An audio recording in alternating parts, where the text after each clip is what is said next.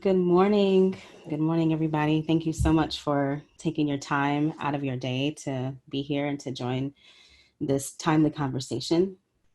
I want to start by just inviting us to take a few breaths together. I know anytime before I share, I'm always nervous. um,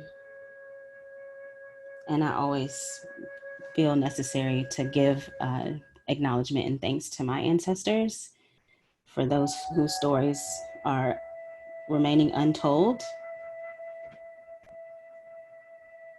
and who did not have the privilege of a stage or a platform to be heard. And I know it's them in whose footsteps I walk and whose suffering and oppression and triumph and beauty that I stand on the shoulders of.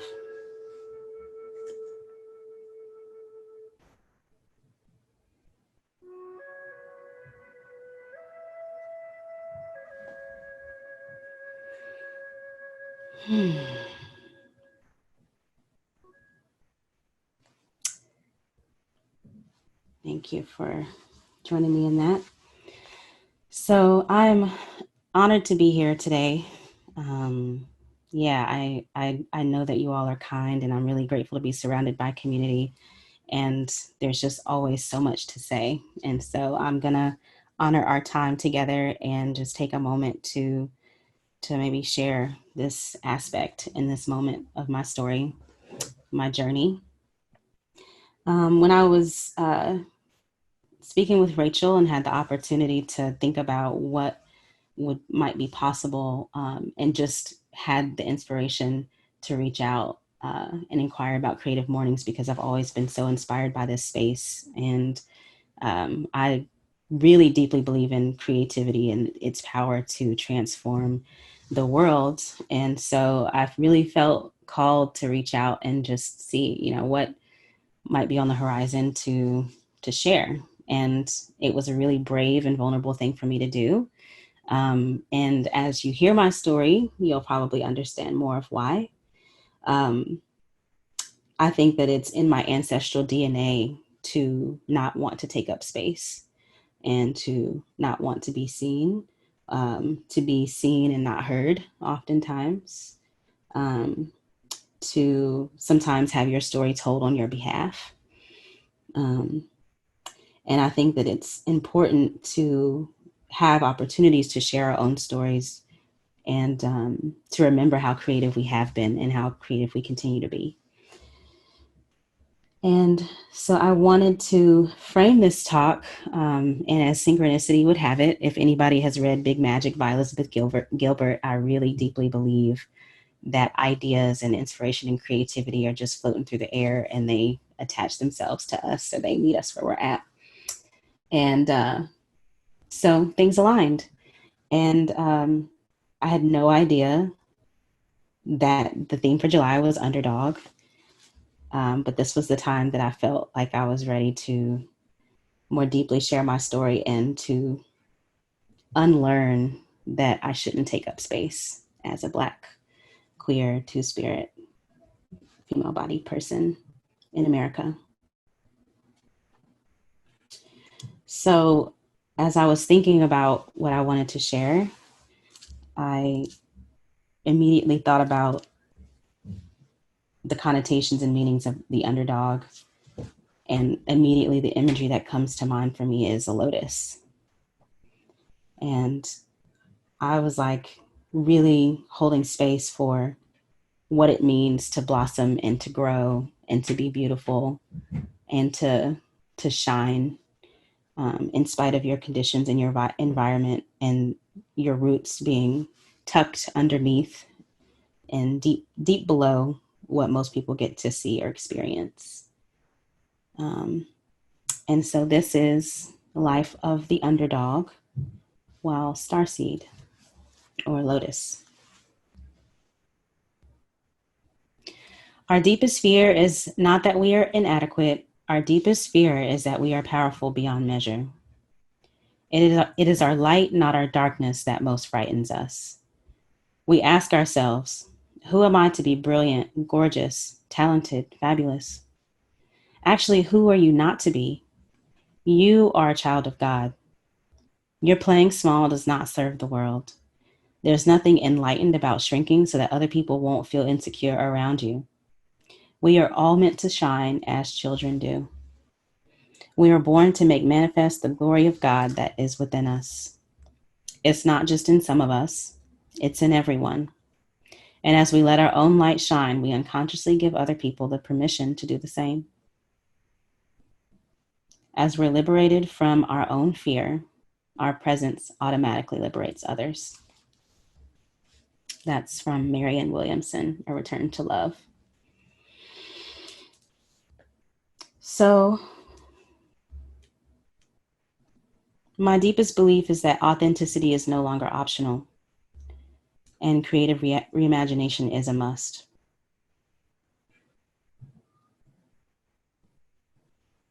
In the face of racism, oppression, violence, and fear, it is our responsibility to reclaim our humanity and to make space for the stories and leadership of those who have been most impacted by inequity and injustice.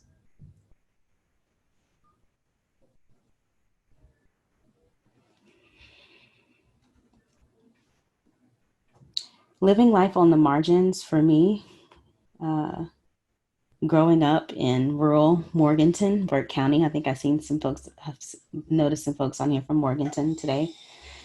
Um, Growing up in a small town, uh, and being what would be considered poor and Black, there were a lot of early stories about who I should be and what I should do that I had to really grapple with early on.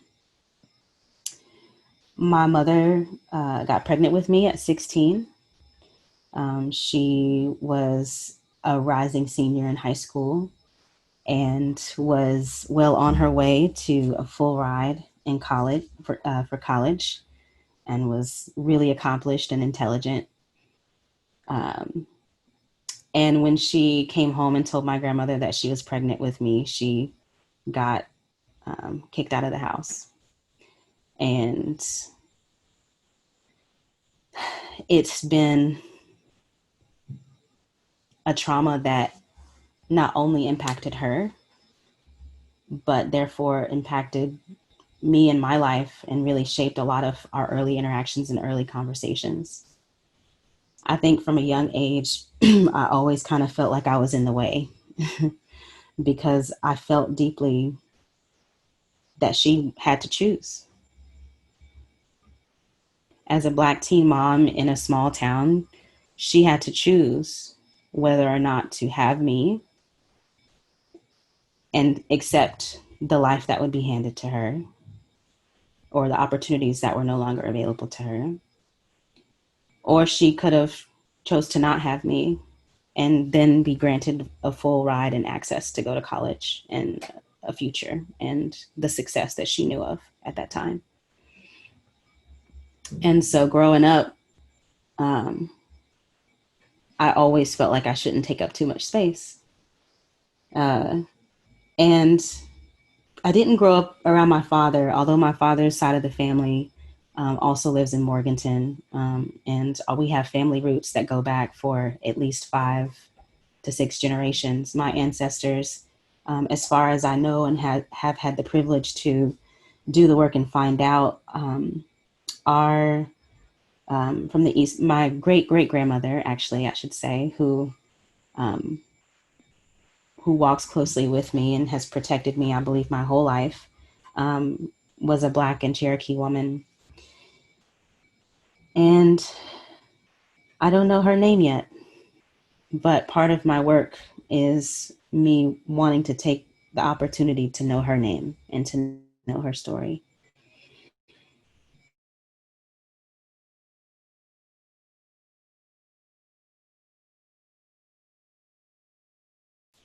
I also know my ancestry to be West African.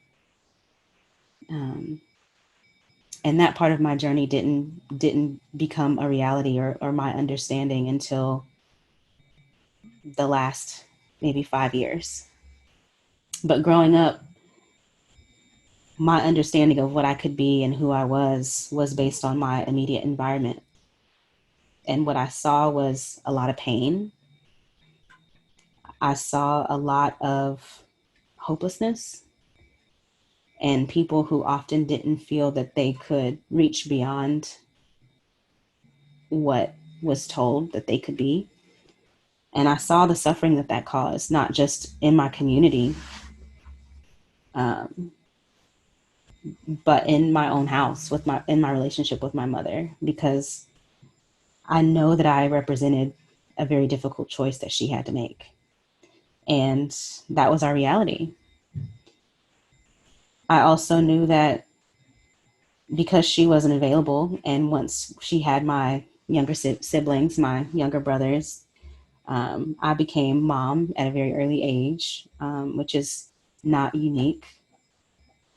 But at 10 years old, I was at Oak Hill Elementary, and taking care and looking after my brother, and um, really having to take on this role of mothering. And so over time, that was what became part of my soil, was this absence, um, this lack, disappointment, um, the not knowing, and just having so many unanswered questions. And also, in that way, one of the beauties about my upbringing and my childhood is that because I was always looking for my parents, or looking for, that the wisdom and the sage insight to help me understand why I was there and what life was about, I often found mothers and aunties and grandmas all around me. And I truly was raised in village, in community. If I wasn't at my godmother's house, I was at my cousin's house, or I was at my grandmother's house, or we were always somewhere different. And there was a lot of beauty in that. Similar to the lotus, I knew that what I was witnessing around me, as far as my home life, was a lot of difficulty. But there was also something that I didn't have a language for yet, not until later in life. And I came to know that as creativity. But at the time, all I saw was people just having to make a way out of no way. And people were often proud of that and proud to say that. And I always thought when I was younger, well, what does that mean? Why do you have to make a way out of no way? What do you mean there's no way? I didn't understand.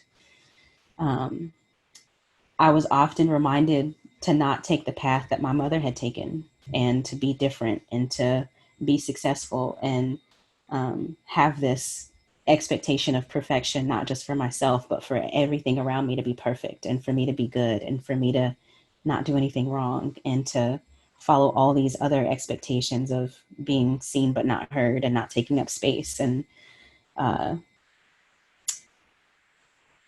but as a kid, I was so rebellious that I was like, I really don't understand why people have all these rules.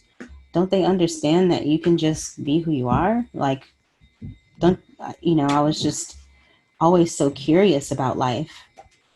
And that often got me into trouble, or into hard conversations. I was told the kind of friends that I should have. You should uh, only be hanging out with the black kids, or if I talked a certain way, or if I got good grades, I wasn't quite accepted with my black friends.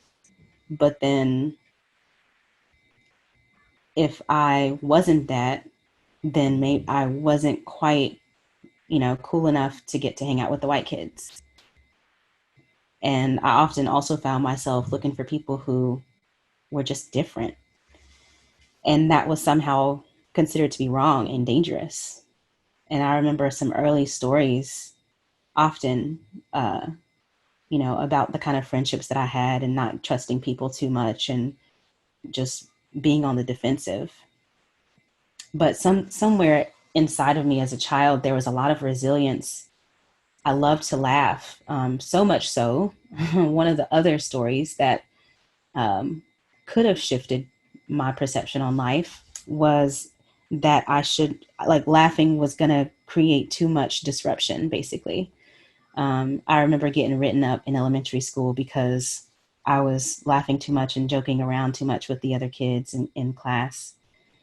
But what the teachers didn't know or didn't take the opportunity to find out was that school was my happy place.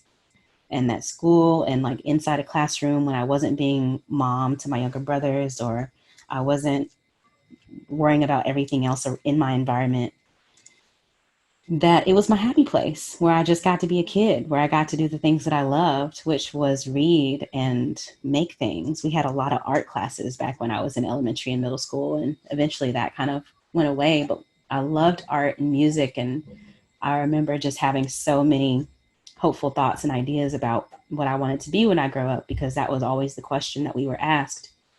And I remember having really bright eyes about what that could be and can look like, and realizing when I was younger that I wanted to be, the first thing that I ever said out loud to my teachers or to my family that I wanted to be was an architect. And I just remember loving so much how things were built and made, and just being really curious about how to build things. And I remember going home and being really excited to share that with my family, and being told that that was ridiculous. No Black person is an architect. Um, you need to be a lawyer or a doctor or a teacher or something. They, like, go to college and go do that. And so eventually, after some of those other messages started coming in, you eventually get quieter and quieter, because you realize that you can't be too colorful, you can't be too creative, you can't be too loud, you can't be too hopeful. And yet I chose to laugh and play anyway. And there was something in me that wanted to figure the world out for myself, and to really be curious. Um, and maybe some of that might have been propelled by the conversations that I didn't have an opportunity to have um, with my mother. But I think it also gave me an opportunity to get curious about even that experience. And so I went off to college and took the practical route, and did the thing that my mother didn't have the opportunity to do, and that I felt I owed to my family and to my community, to do all the things that they considered and shared with me that were considered to be successful. And there was a lot of um, there were a lot of questions that I still had, and there was a lot of trauma that I needed to unpack that I didn't even know that I was carrying. But I remember being in college one day, and basically having this moment of not feeling like I could get out of bed, and feeling paralyzed because I was so overwhelmed with feeling this guilt that I was leaving my community and my family behind by somehow enjoying my college experience, or being where I was at, or even exploring the question of, do I really want to be a nurse? Like, did I choose nursing for me, or for the people around me? Um, and I ended up checking myself into counseling for the first time ever. And it was really taboo at that time, because you did not talk to anybody about your problems or what was going on at home. You just kept it to yourself. Is part of my culture, my home culture growing up.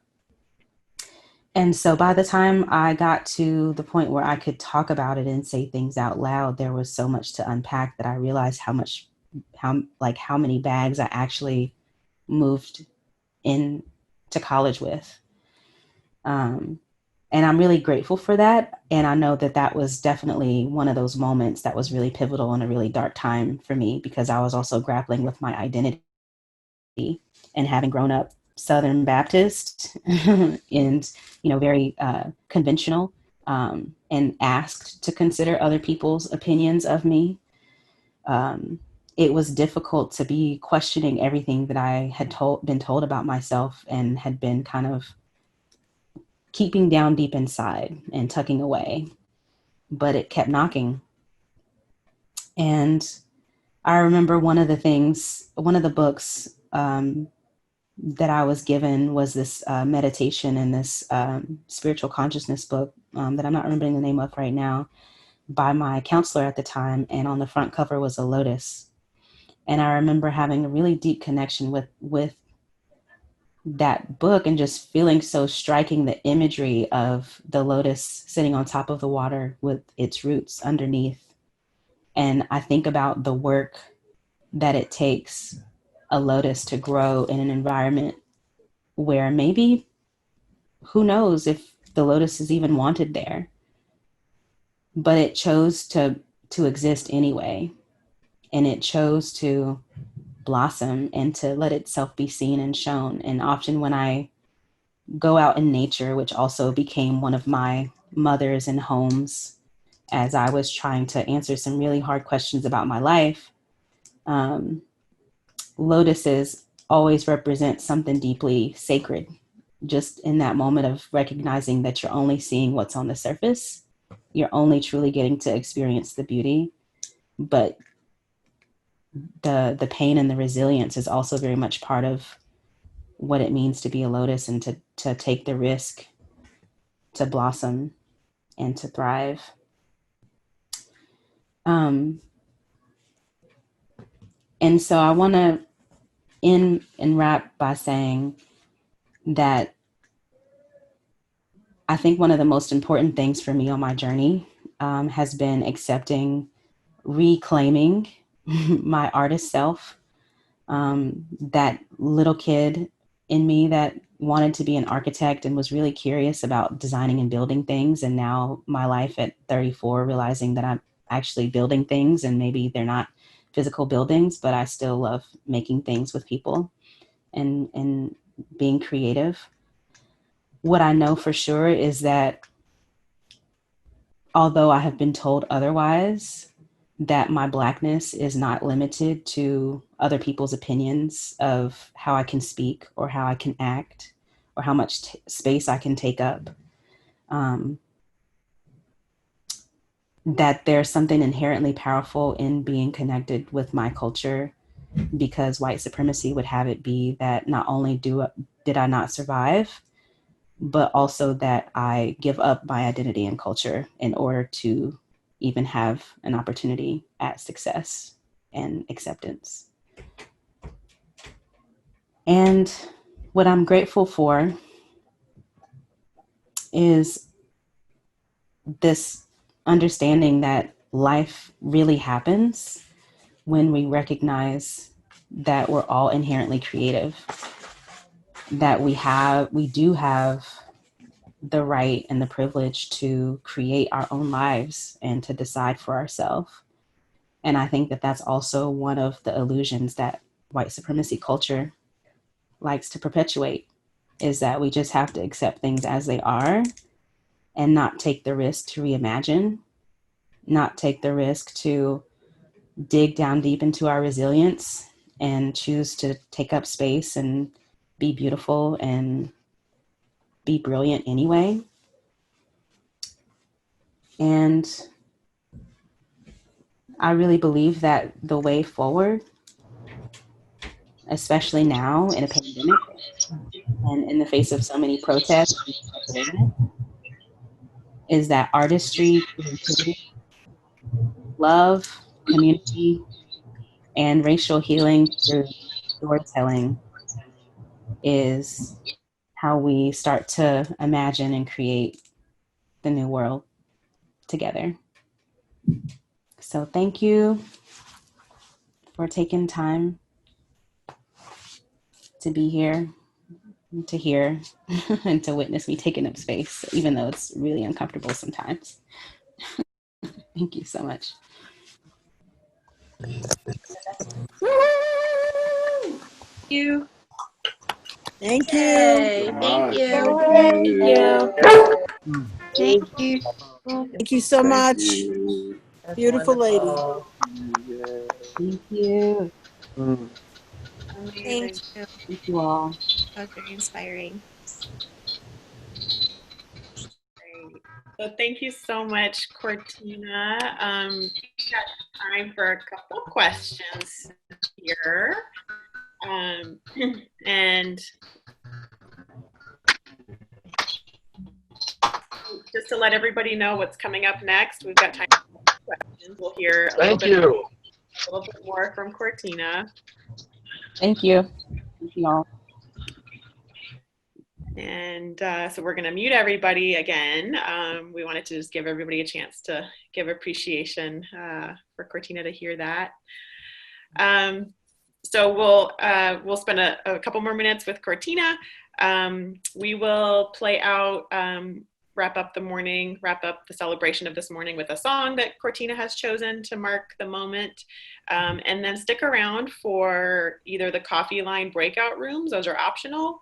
And if you would like to stick around to hear a little bit more from Cortina after the song, if you want to opt out of the coffee line, but maybe you want to just hear a little bit more in a small group with Cortina, you'll just stay in the main room. You'll be automatically sent to a breakout room if you're going to do the coffee line, but just hit that return to main room button and you'll be able to hang out with Cortina and hear a little bit more about the work that she's doing and how to get involved and get engaged in her work. So just wanted to kind of let you know how the next few minutes will flow, and we'll wrap up by about 10:15 or so if you're going to stick around for any of those optional parts. But Cortina, thank you so much for being with us this morning, for showing up your truest and most vulnerable self, for sharing your story. It's such a gift. And I want to bring back up the A Day project. And just for folks who aren't familiar with the A Day project, it stands for Artist Designing Evolution. It's a community-based learning organization comprised of artists, organizers, students, educators, entrepreneurs, and community leaders that cooperate to create a world beyond oppression and inequity by building capacity, opportunity, and community with Black, Indigenous, people of color, while preserving culture with creative, sustainable solutions, one project at a time. So Cortina, can you tell us a little bit more about kind of what that work is looking like today, and just give us a little bit more about the A Day project? Absolutely.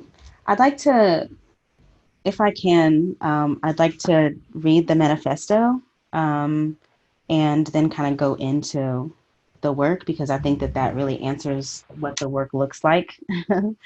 So I'll start there. Toward inequity, art is our response.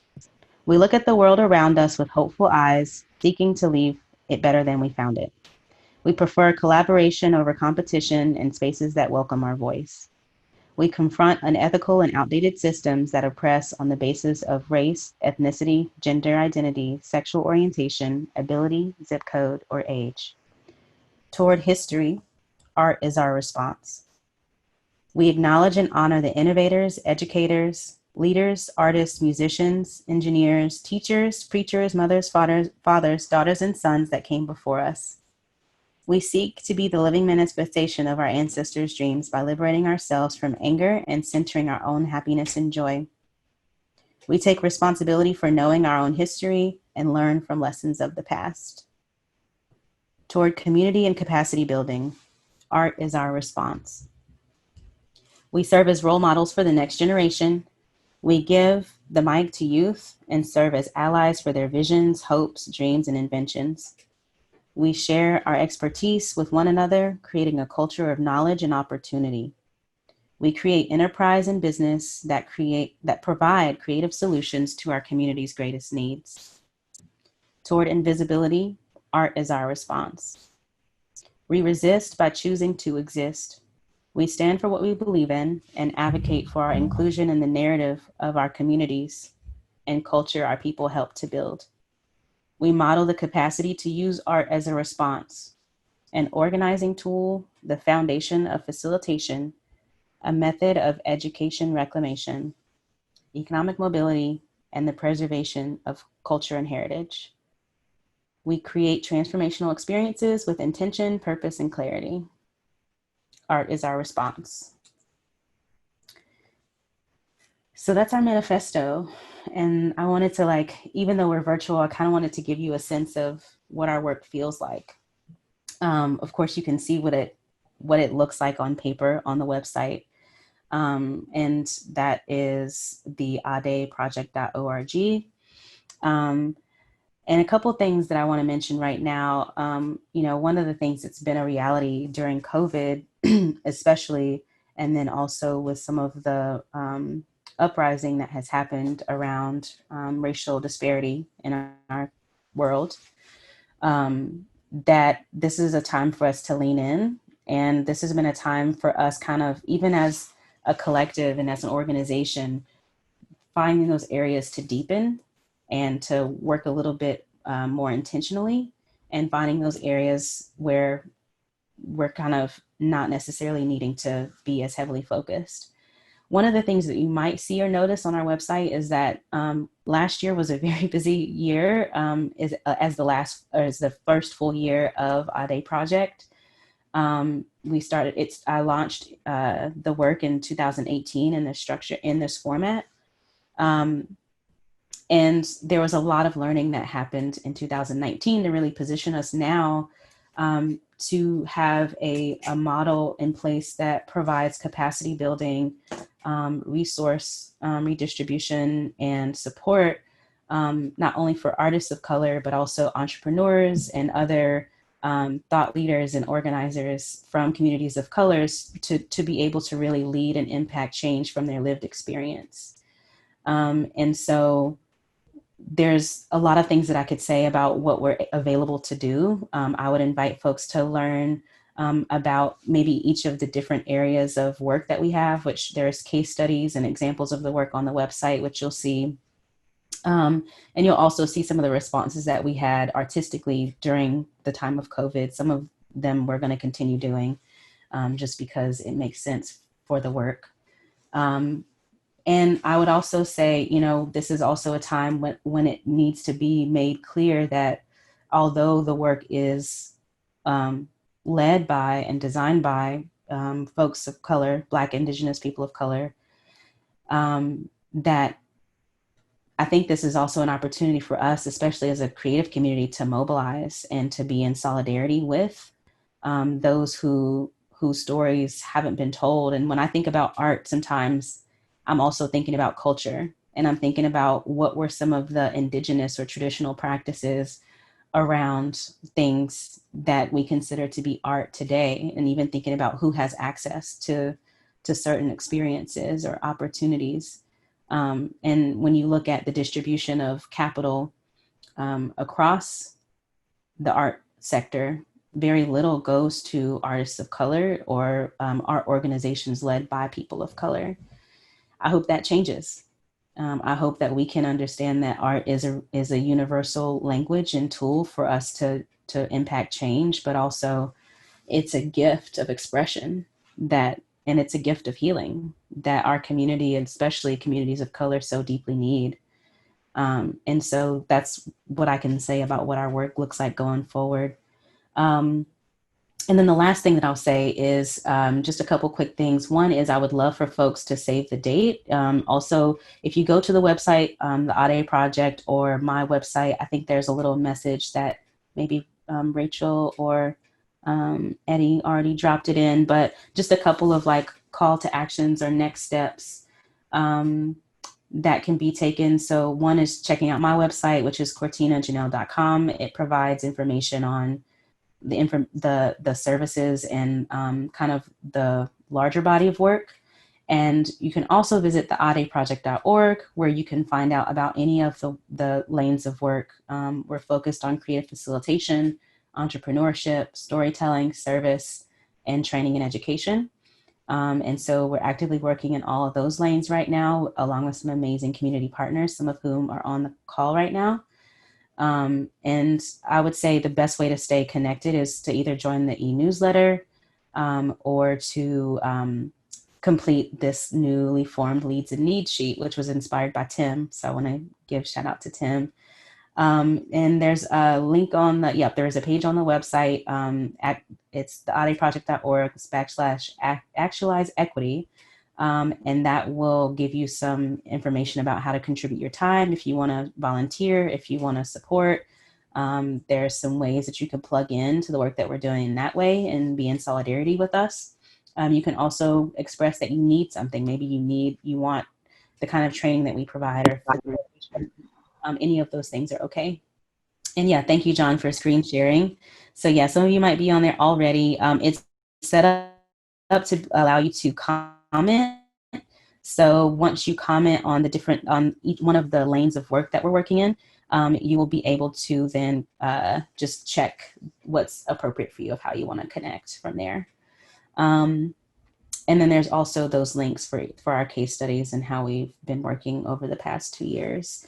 And so, I welcome any more questions or anything like that. So that's there for longer term engagement. And then we also will be having on August 28th, the save the date was for Pachakacha Night. We're going to be collaborating with Pachakacha of Asheville on a Black Star. We're doing a show called Black Star Seed, and we're going to be featuring the stories of some of our local Black artists in some creative ways. And so I invite you to save the date. And if you join our e-newsletter or get directly in touch with me, I'll add you to our e-newsletter, and you'll get the announcement in full details. That'll be coming out early next week.